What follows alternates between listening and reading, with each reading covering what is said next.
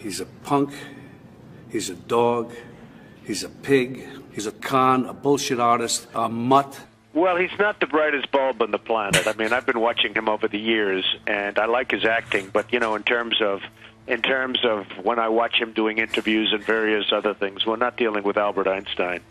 And, you know, he can say what he wants. I want to until my falls off. I want to a horse, and I want to drink its blood. He's a con, a bullshit artist, a mutt, doesn't pay his taxes. I face enormous taxes, city taxes, state taxes, sales taxes, excise taxes, employee taxes, federal taxes, VAT taxes, different countries.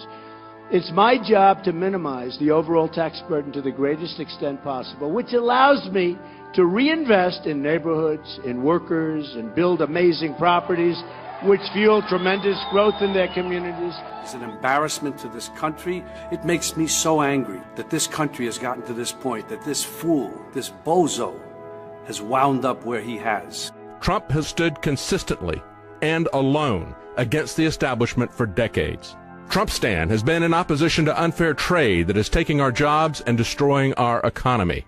35 years ago, he paid $100,000 for an ad in the New York Times to oppose the trade and war policies of the multinational corporations, the globalists. So I will have, in my race, more than $100 million put in of my money, meaning I'm not taking all of this big money from all of these different corporations like she's doing.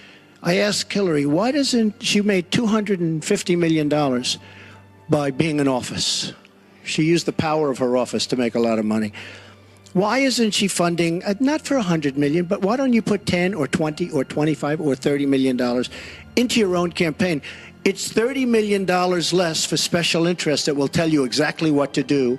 We've already been disenfranchised because you look at what's going on. Because if you think about it, the economy is rigged, the banking system is rigged. There's a lot of things that are rigged in this world of ours.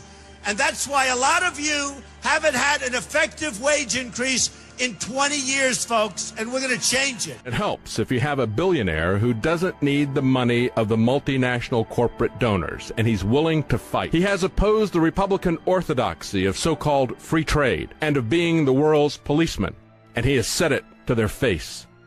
He's called for ending NAFTA, for auditing the Fed, for releasing the secret 28 pages of the 9/11 report. He will stop TPP and TTIP and stop the exporting of jobs. Neocons and those who want to provoke wars for profit for the military-industrial complex are his biggest critics. For all his bluster, he has long criticized American militarism and confronted Jeb to his face on the lies about weapons of mass destruction that were used to start the Iraq War. But most of all, he's not part of the club. Globalists hate him, multinational corporations hate him, the political establishment hates him, and the warmongers hate him. Well, I'd like to punch him in the face. Somebody who was able to take whatever assets he had and built it into a fortune, which he then dedicated to creating something better for others, namely America. He doesn't need the power, he doesn't need the money, he doesn't need the accolades. This is somebody that we want for president? I don't think so. It's not about the Republican Party or the Democratic Party. It's about the people of America. We will no longer surrender this country or its people to the false song of globalism. The nation state remains the true foundation for happiness and harmony. We will never enter America into any agreement that reduces our ability to control our own affairs. What I care about is the direction of this country. This election will determine whether we remain a free country in the truest sense of the word, or we become a corrupt banana republic controlled by large donors and foreign governments. These WikiLeaks emails confirm what those of us here today have known all along. Hillary Clinton is the vessel, a corrupt global establishment that's raiding our country and surrendering the sovereignty of our nation. This criminal government cartel doesn't recognize borders, but believes in global governance, unlimited immigration, and rule by corporations. It also believes in no borders. Just come on, folks, come on in. Speaking in secret to a foreign bank, again, just revealed, Hillary Clinton said, my dream is a hemispheric common market with open trade and open borders. Well, there go the rest of your businesses, and there goes your country, folks. The corrupt establishment in Washington wants to surrender America's borders, even as they send our troops overseas to protect the borders of foreign countries. We're protecting the borders of foreign countries, but not our borders. A Trump administration will secure control, defend and protect the borders of the United States. Behind closed doors, when she thought no one was listening, she pledged to dissolve the borders of the United States of America. No borders. You don't have borders, we don't have a country. WikiLeaks has given us a window into the secret corridors of government power, where we see a former Secretary of State announcing her desire to end forever the American independence that our founders gave to us and wanted us to have. American soldiers have fought and died to win and keep America's freedom.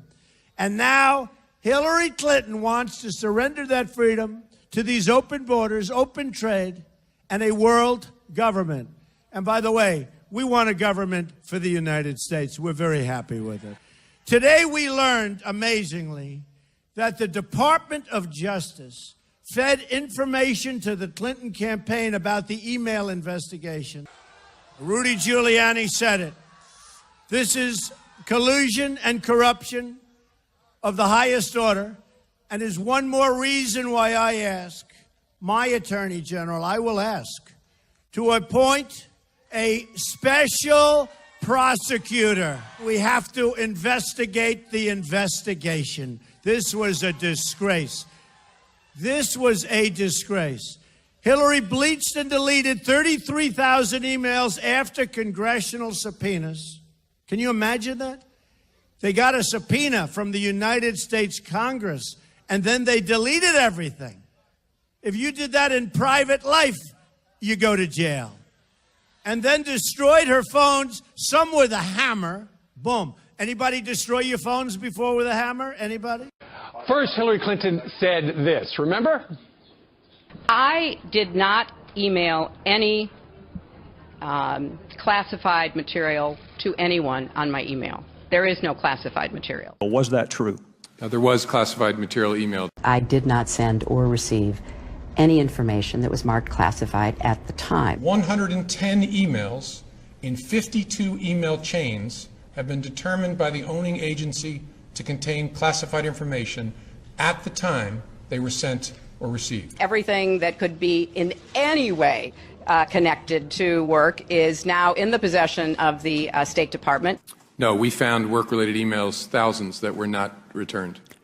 Did you or any of your aides delete any government-related emails from your personal account?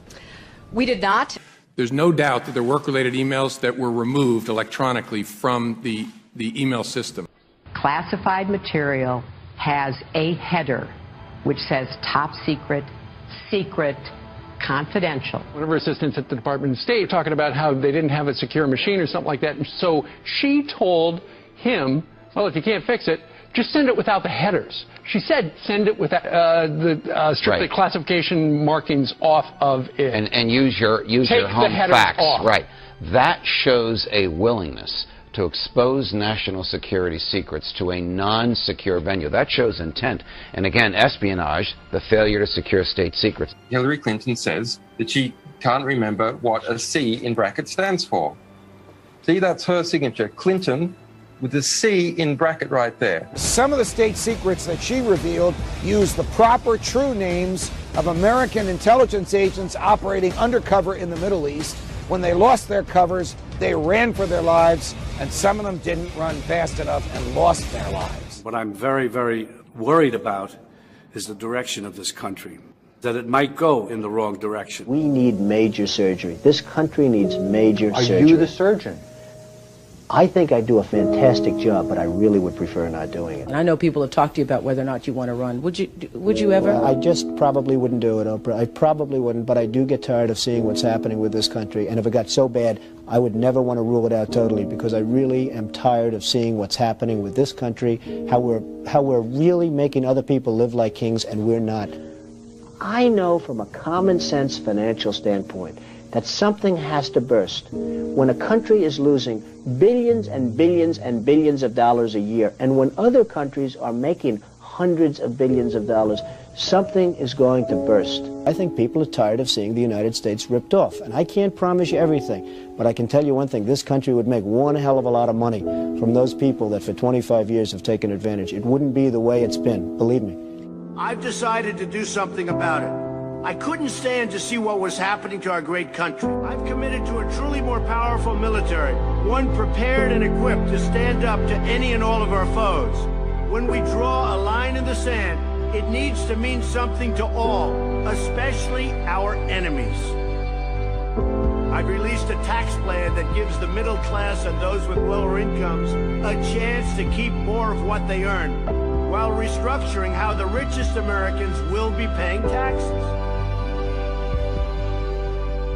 I've introduced a whole new approach to job creation by encouraging companies to bring more of their jobs in manufacturing back to the United States, home where it belongs, along with the trillions of dollars currently being held in foreign banks overseas. What we need is leadership that can deal with our mess and begin to apply practical solutions to our problems. There's so much untapped greatness in our country. I don't need anyone's financial support, nor do I need anyone's approval as to what to say. I just had to do the right thing. I had to do it. I had no choice. I see what's happening to our country. It's going to hell. I had to do it. This is what our new future will look like.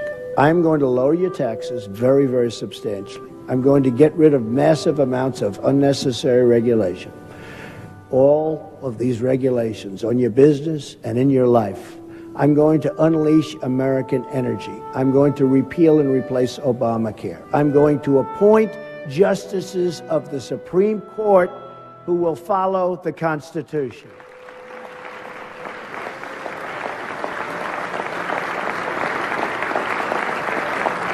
I'm going to rebuild our depleted military and take care of our vets who are treated so badly. In many cases, our vets are treated not nearly as well as people who come into our country illegally. We can't have that. I'm going to save your Second Amendment, which is under siege. I'm going to stop illegal immigration and drugs from pouring into our country and totally poisoning our youth and others.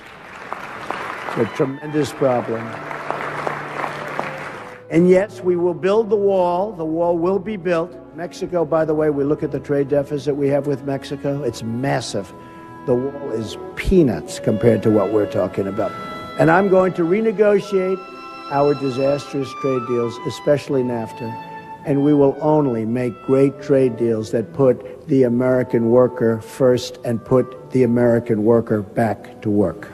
That includes our miners and our steel workers. They're going back to work. We will rebuild our roads, our bridges, our tunnels, our highways, our airports, schools, hospitals. We'll rebuild everything. American cars will travel the roads. American planes will soar the skies. And American ships will patrol the seas.